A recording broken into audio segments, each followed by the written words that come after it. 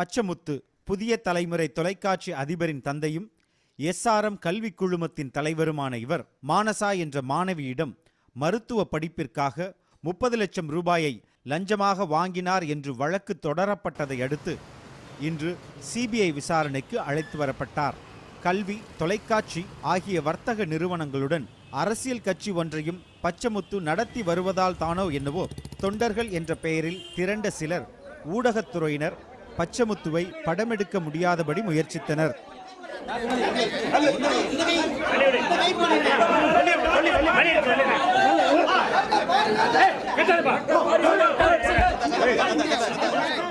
உண்மை உடனுக்குடன் என்றும் புதிய தலைமுறையின் வரவு செய்தி ஊடகத்துறையின் விடுதலை என்றும் வர்த்தக முழக்கங்களை கூறும் புதிய தலைமுறைக்கு இச்செய்தி குறித்த நிலைப்பாடு என்ன?